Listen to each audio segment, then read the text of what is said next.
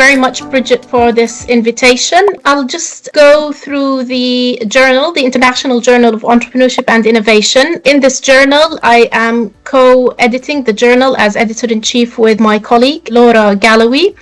And we have a team of associate editors alongside our social media editor, Diane. And it is fair to say that in most journals, probably if not all, there is a team of associate editors. So I notice sometimes that the authors assume that all the papers are being dealt with from A to Z by the editor-in-chief, but that is not the case.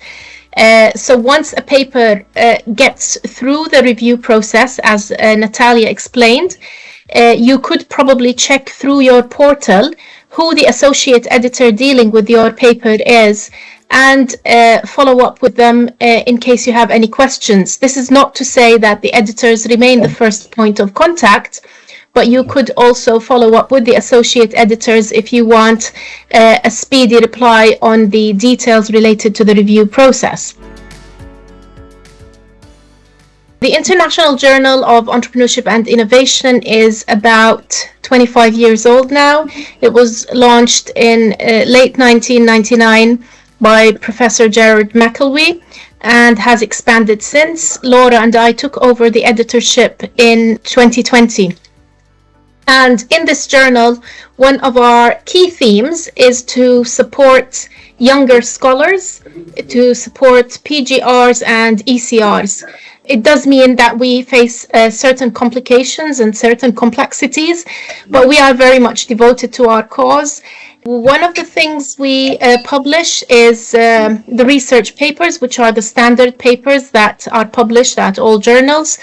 These are up to 8,000 words, and they can be empirical or conceptual papers. But as Natalia reflected, publishing a conceptual paper or a systematic literature review might be quite difficult. This is not to say, again, that we don't see conceptual papers published in 4-star journals, but it is quite difficult to get them published. And one of the reasons behind that is that sometimes the authors assume that a conceptual paper is a compilation of literature with some reflections, and it is not.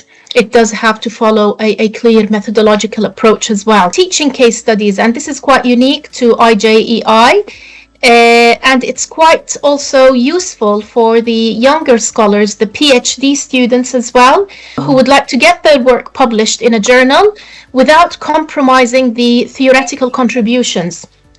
So in the teaching case studies, you can look at the context of the research and look at how that might be beneficial in a practical sense, focusing more on the practical contributions and presenting that in a way that could help students inside the classroom. And these come alongside suggested questions with proposed answers as well. And something that we recently introduced about 2-3 years ago is the Fresh Perspective Research Notes, FPRNs. These are only 2,000 words. And again, they align with our commitment to support the PGRs and ECRs. They offer a space for the PGRs and ECRs to take the first steps into the harsh publication world and get ABS 2-star publication. When it comes to weighing, it might not weigh up to the level of an empirical research, but it does show proactivity, it does show initiativeness, and it does show that you are taking those steps into the publication world and engaging in a review process. In these FPRNs, you can present a new perspective, propose a new way to look at things, present a new methodological approach or a critique to a methodological approach, or new ideas that might be interesting and worth researching. The associate editor responsible for the FPRNs, or the Fresh Perspective Research Notes, is Dr. Alex Kevill. If you have any questions about those, please feel free to direct your questions to him directly. And he's quite active as well in running workshops at different universities, explaining to the PGRs and ECRs how to formulate these FPRNs, these 2,000 word, quite short piece of contribution and help them engage in the publication process. Key topics in IJEI, the International Journal of Entrepreneurship and Innovation, sits at the intersection between entrepreneurship and innovation, as the name implies. We do publish broader entrepreneurship studies that look at contextual issues. So following from the previous editor, the journal has a very strong standing in rural entrepreneurship, where Professor McElwee had a well-established record of publishing and networking within that particular field. We also like to look at constrained entrepreneurship, unorthodox entrepreneurship, marginalized entrepreneurship, underrepresented entrepreneurship, the entrepreneurship that goes unnoticed. So for example, by refugees, by migrants, by rural, by women in patriarchal contexts, for example, the disability context, etc. So we find these quite interesting. We also are interested in the underdeveloped or the developing economies, which all focus on this sort of unorthodox entrepreneurship. When it comes to innovation, something that we struggled with when we first took over as editors is that we had loads of submissions of papers looking at product development, innovation in factories or in large commercial areas, things that fall more within project development or engineering journals. So we made it very clear within the mission of the journal and the description of the journal that if you are looking at innovation, it has to be innovation within the context of entrepreneurship or innovation within the context of SMEs, and how this innovation perspective helps to advance the field of entrepreneurship or the field of SMEs. If you are looking more at an engineering topic, then engineering journals would be a better and more suited outlet. Calls of papers. We've had a number of calls of papers recently and currently have 2 open on the system. But as you can notice, we do look at things related to empowering entrepreneurs or entrepreneurship in an international context, or the immigrant entrepreneurship, the underrepresented entrepreneurship in the Arab world. The ones currently running are on diversity of immigrant entrepreneurship and the one on researching the Arab world. If you are interested in applying, please do get in touch. IJEI is a CABS 2-star listed journal and ranks in second quartile Q2 on the Scimago journal ranking. Over the past years, the journal has gone from strength to strength, and we have witnessed a growing number of submissions, a growing number of citations to the journal as well. And the H index has grown quite significantly over the past 5 years. So overall, the metrics are looking very healthy, and the journal is moving forward. One of the things that we could probably say hinder the journal's development, not in a negative way, is that being a 2-star journal and focusing on our commitment to support the PGRs and ECRs, it does mean that we face sometimes, or a lot of times, delays in the publishing or delays in the review process.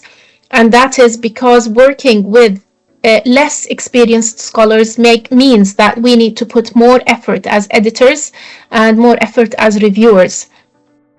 If any of you is already engaged in the reviewing process, it's quite difficult. Actually, it's very difficult, and it's getting harder to get reviewers to review papers for journals. So bear that in mind every time you make a submission to a journal, and bear in mind that the editors are following up on your papers, but it is quite difficult to get the reviewers. Sometimes we might get rejections from 10 reviewers before we manage to get one to review your paper. And we have to get a minimum of 2 reviewers to review any paper. Now, this is not just in IJEI, this is actually across all the journals, and it is becoming harder over the years. Some of the things we also face is that because we deal sometimes with inexperienced authors, we get parallel submissions. So we get authors who send us a paper and then email us after the paper is put into review, saying that the paper has been accepted elsewhere and they would like to withdraw it from the journal. This practice is unacceptable across all journals, and it does really waste the time of editors and reviewers. So be careful when you do that. We understand that the intentions might be genuine sometimes, but it's something that has to be noted, and we make it clear in the submission process as any other journal with a tick box. The issue of plagiarism is also an issue that all journals are becoming aware of across the board, particularly with AI and stuff like that. So always beware about the ethical issues which are of growing interest and consideration by the journals. One of the things I want to say about the journal being an international journal is that we receive a high number of submissions from across the world. Submissions are welcomed from all over the world. For example, the highest number of submissions last year came from India, but also only one paper was accepted from those submitted from India, which means that we need to work more closely with our colleagues in India in order to develop a better understanding of how to publish within the context of CAB's listed journals, because it might be a little bit different from the journals dominant in different parts of the world. Some quick tips. I'm not sure how many of the audience are early career researchers, but I think my guess is that we have a large number of audience from among the ECRs and PGRs. The first advice, or one of the main things I would advise, is that you need to pick the journal very carefully. Aim high. If you have research that you are confident about, aim high. Go for the 3s and 4s, because these are the ones that will help you get a job in the UK market, particularly if that is your aim after you get your PhD. If your aim is to expand into other markets or return back to the Middle East or to your own home country, look at the metrics in that country. So in the Middle East, for example, the Scimago ranking is the main importance. In Australia, they have the ABDC. So look at the rankings there and aim high. Okay, read the journal, read about the journal, and see whether there is a fit between your research and what is being requested in that particular journal. When you write the paper, make sure that you engage with the authors who established the domain that you are researching. So if you are writing about rural entrepreneurship, I would expect you to cite the works of Stephen Korsgaard, of Alistair Anderson, of Jared McElwee. If you're looking at research on migrant entrepreneurship, I would expect you to cite the works of Monder Ram or Maria Villares. If you're using social constructionism, I would expect you to cite the works of Berger. It's not about setting the scene in a very superficial way. You have to dig deep into the roots of your topic. Where did it start? How did it evolve? And where are you coming from? If you don't have that sort of background, it is very unlikely that your paper will go through the review process. And when you write your introduction, I would advise you to read some papers on how to write an introduction. And some of the good works are by Dean Shepherd. If you read the works of Dean Shepherd, he does publish a lot on how to publish and how to write a good introduction and how to write a good paper. The introduction is it's like reading a book. Imagine you have a book and you read the first paper or the first chapter. If it's not interesting, you will throw the book and you will never get back to it, right? If it's a good book, the introduction or the first chapter will tempt you to go through the whole book and read the whole thing. So make your introduction the hook, make it very interesting, very exciting. Put down your contribution in a clear way. and tell the editors and the audience who you are engaging with and what you are developing. If you are doing any methodological transitions or contributions, also mention those in the paper. Now, when I say contribution, it's a word that gets on the nerves of many scholars, I know that, but contribution is at the heart of any publication. But the good news is, by contribution, we don't mean reinventing the wheel. Okay? I'm not saying that you need to make a contribution that changes our view of the world. Okay, or a contribution that may help us see things in a different way. Now, if you can do that, that would be absolutely fantastic. Okay, but bear in mind, ask yourself, how many papers out there have actually managed to change our perspective of the world? How many papers out there have managed to shift our understanding of a whole discipline? These are very limited works. And these are among the best of the best, the elite works, okay? So we can name a few of these, but not all the 4-star published journal papers change our perspective of the world. What you need to do is to bring on a new way of understanding things, a new way to look at things, a way to extend our understanding of something. So you can use these sort of words. In this paper, we extend our understanding of so-and-so. In this paper, we contribute to debates on so-and-so. In this paper, we add to the theoretical perspective of so-and-so, and use that sort of terminology, but make it very, very clear. Make sure you contribute to the journal. Make sure that you align with the aims and scope of the journal, and write for the journal. And if you are going to write for a journal, make sure that you cite that journal, okay? Because when you submit to a journal, if you want to establish a strong case that I am actually contributing to the debates in this journal, the best way to do that is to cite works from that particular journal, okay? If you get a rejection, don't submit the paper as is, a rejection after review, or a straight rejection. Don't submit it as is. I've heard stories from reviewers who've had the papers resent to them by different journals without their comments being addressed. So imagine you submit to journal A, and reviewer A gives you some comments and rejects the paper. You go to journal B, and the paper goes back to reviewer A again, and you haven't addressed their comments. It's very annoying to the reviewers, and most probably you will get a straight reject from them. So always think, and it's not just because of that, it's also because those reviews are the views of your readers. So have a look at them and consider them. Some common errors to conclude with: endorsing the same old. Some of the papers we get sometimes are a straight reject because they are not interesting. It's not adding anything to what we already know. You need to be very clear about what is it that you are contributing to. Lack of criticality. As I said, you need to engage with the works, with the background, with the history of your discipline, and avoid simply repeating. Avoid words like, this is the first time to ever have a study focusing on so-and-so, or no one has ever researched. Believe me, someone has, but you just didn't see that. So use the word like, there is lack of evidence, there hasn't been enough research looking at so-and-so, and cite that claim. And don't give up.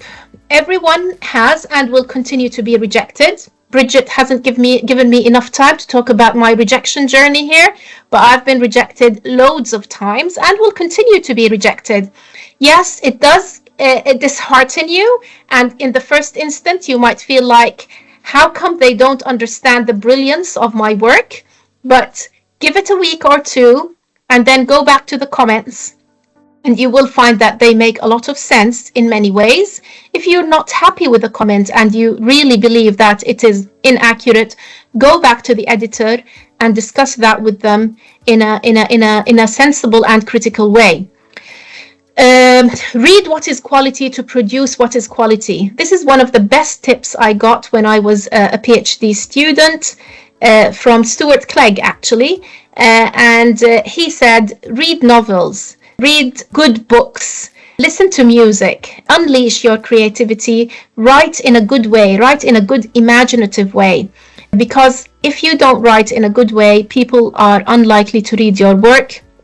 Keep on trying to submit the work, keep aiming high. If the work doesn't get published in a 4-star, by all means you can go and try the 3s and the 2s, why not?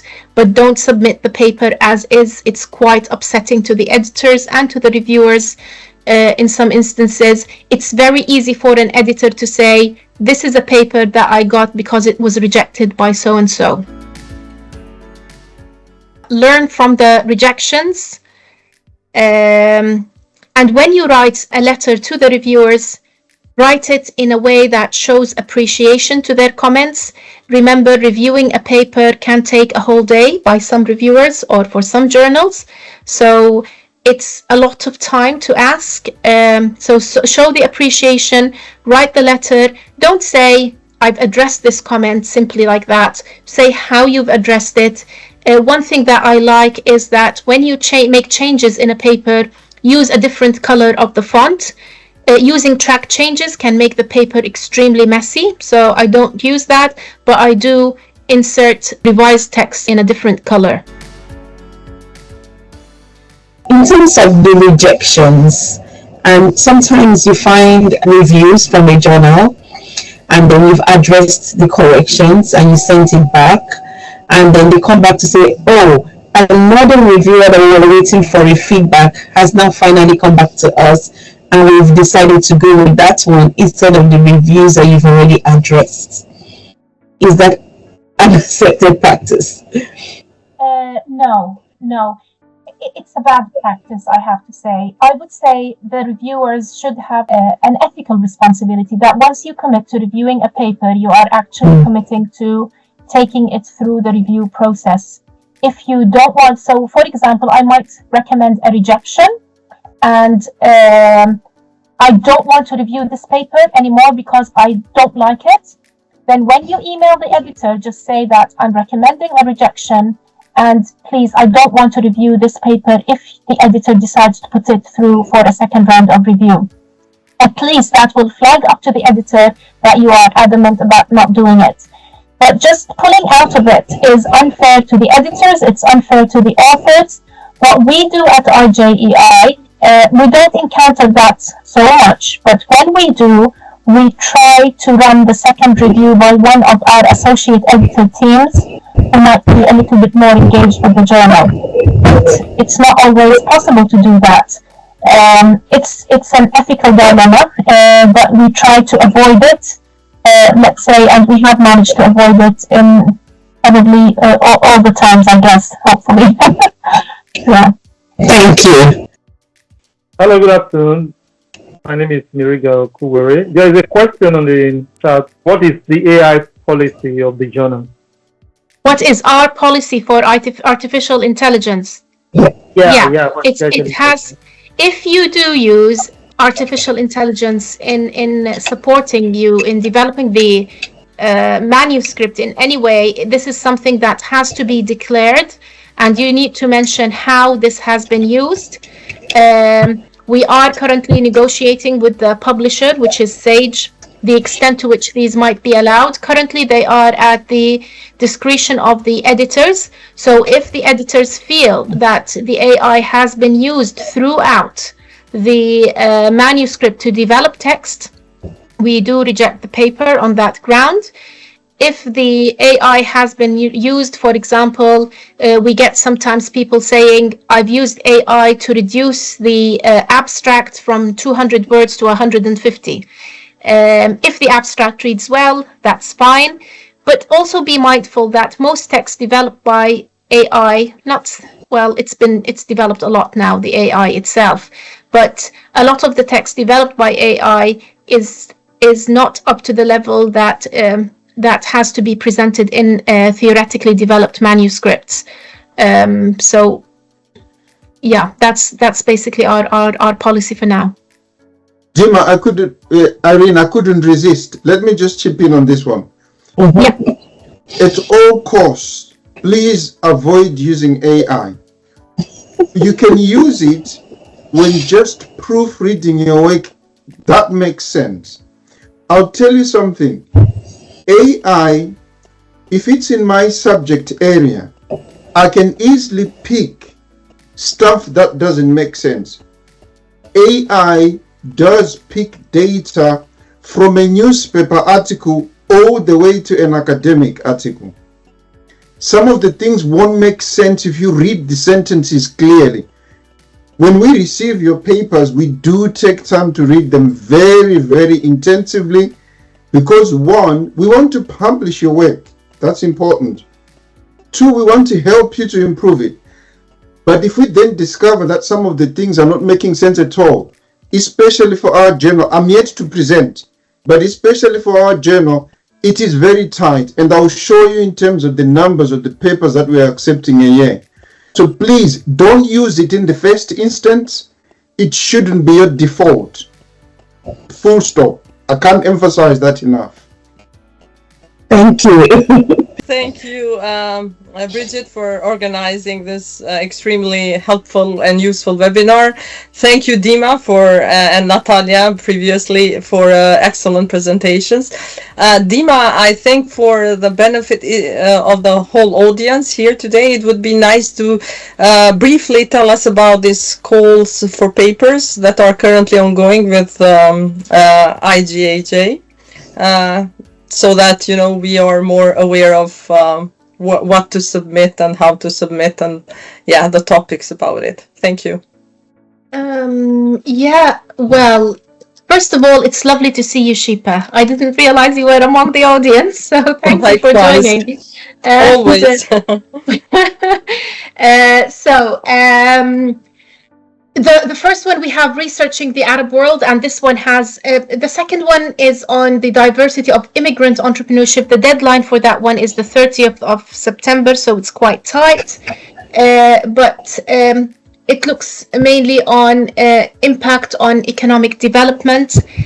But the one on researching the Arab world is led by Katerina Nikolopoulos and Haya Dajani as well, who have extensive experience in the Arab context. You can find the details of these special issues in our calls for paper. But one of the things I really admire about the first one, well, being an Arab myself as well, I might be a bit biased here, but I think it's an under-researched context with a lot of beautiful things to be uncovered. So if you do happen to visit the Arab world or research the Arab world or look at certain areas of development within the Arab world, particularly that it's an area that has witnessed a lot of variation. So you get countries like Qatar and Emirates who have boomed, while other countries like Jordan and Egypt who are struggling, Syria, which is facing a civil war, and the situation in the West Bank. So all of these things have impacted on entrepreneurship in a significant way. And there is no one size fits all when you talk about the Arab world. So it's nice to look at the differences and the intersectionalities and how those filter in different ways in the different countries. So that's a quick brief. There's also one question in the chat, and the person is asking, if we use AI to improve the language, should we declare that too? Yes, you should. But again, I would be very, very careful if I'm doing that, because if you're an academic scholar, you're at the top of, theoretical articulation. You're at the top of the ladder. Yeah. So you should be able to do that job. Now, sometimes I do understand if we use AI to help us in maybe proofreading something or as I said, in an abstract, or find a different way of presenting a particular sentence, paraphrasing it. But to use it throughout the text, I wouldn't do that. I think it will mess up the text and will make it much less critical and less likely to go through the review process. It's just coming back to AI. I lead a lot of dissertation students, and we see them using a program called Grammarly. Now, remember, our English that we use here in the South African English differs a little bit from what you guys want, UK English or sometimes American English. So then we use the program called Grammarly to help to correct us with just the spelling mistakes, etc. Most persons will pick it up and said, okay, spelling mistakes coming in here, and your writing style will differ from paragraph to paragraph because we think in Afrikaans. I'm Afrikaans speaking. And then you write into English, and then you go through it again and again and again, and you still make mistakes, and then you run through Grammarly. Now, what has happened a couple of times is when you put it through something like Turnitin, Turnitin will pick it up as plagiarism. So please be aware of that. It's not always true that when you pick it up as plagiarism or generated by AI is corrected for AI because we wanted to do it in the correct version of English. And this is unfortunate that it happens. We try to keep to UK English, but unfortunately it does not always matter that. So it's just be aware of the different formats of English that you will get. Thank you. Just a note on that. I think we will witness more and more use of AI, whether we like it or not. And one of the quotes I heard recently is that AI is coming to our jobs, but it's not coming for our jobs. So it's not replacing us. It can't do what we do, but it is certainly coming. And it is certainly going to affect the way we are doing things more and more as we advance in time. If you look at it, 2 years ago, it wasn't a concern, and look at it now. So we can't avoid it completely, but we have to be very careful about the way we embrace it. Particularly, it's still quite new, and a lot of research is going on around that. So yeah, thank you for the note. So Deema, one question is, does your journal accept review papers? Would you accept papers on entrepreneurship education in high schools? No, we don't publish entrepreneurship education. Any paper on entrepreneurship education gets a straight reject in the journal. Review papers, do you mean by that like systematic literature reviews? Mm-hmm. Yes, we do. But again, the rejection rate for these papers is extremely high because, as I said earlier, a lot of people, they fail to present a good case when it comes to conceptual papers or systematic literature review papers.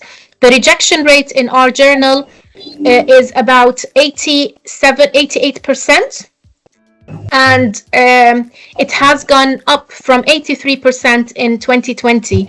It continues to go higher because we are trying to focus on the papers that should go through the review process. Just be careful with the review papers. Yeah. How can we become editors? An editor. Mm-hmm. Well, before you say how, you should ask yourself why. Do you really want to become an editor? It's not the easiest job. It's very demanding, and it can be very lonely because a lot of people don't understand what you're going through. You get the complaints from the authors, from the reviewers, and sometimes forgetting that you're human too. So yeah. So ask yourself, do I really want to become an editor? And I think it's a matter of presenting yourself, working a lot with the journal, and at the end, if the opportunity arrives, just apply for, do an expression of interest, because usually what the journals do is that they announce these things, and when expressions of interest come in, they invite people and ask them. So keep an outlook. Before becoming an editor, think about becoming an editorial board member. So join the editorial board for a journal. After that, become an associate editor. So become one of the consulting editors or associate editors on the journal, with whom the editors deal in order to follow up on the submissions. Would you accept papers on marketing? Marketing? No, unless it's entrepreneurial marketing. But again, it can be a bit tricky because you need to put it in the context of entrepreneurship. So the overarching theme is entrepreneurship and marketing comes next, not the other way around. Hello, good afternoon, and thank you very much, Deema. That was a very good presentation. I would just like to ask about the fresh perspectives. Does it have to be empirical paper, or does it just have to be like a developmental paper that you have with like BAM and the likes? It's neither, actually. But I don't know, Bridget, if you run these seminars frequently, perhaps it would be a good idea to get Alex as well to talk about the Fresh Perspective Research Notes. Yes. It's a short piece of contribution presenting a different way to consider a research question in a particular discipline. So it doesn't compromise your theoretical contribution. It doesn't compromise your empirical data, because I know PhD students are so much worried about their work, and their biggest fear is that somebody will publish the exact same work they have a day before their vivas, which doesn't happen. But we do acknowledge that, and we understand that. So the Fresh Perspective Research Notes is just to encourage people to start thinking about the area that you are researching without compromising your empirical work or contribution. Thank you. And thank you, Deema. That was a very insightful presentation. I'm just curious, and this is just a follow-up on the question about how you recruit your editors. Do you let people in your editorial team who have not published? And I'm just for a bit of context, because I'm asking, it's usually easier for people who have worked in implementation make better policies, if you'd agree with me. So do you let people in your editorial team who have not published? Yeah, no, not since 2021. So anybody joining the editorial board should have published with the journal, and anyone becoming an associate editor should have a more established record of publishing, reviewing, or contributing to special issues in the journal. I do have one question for Deema. How can we do you have a process for special issues, proposals? Do you have a template, or people can just send the proposals for special issues? Yeah, look at the history of the journal, look at the previous special issues. That would be my first advice. Yes. Develop something within the same way, and then email the editors with your proposal.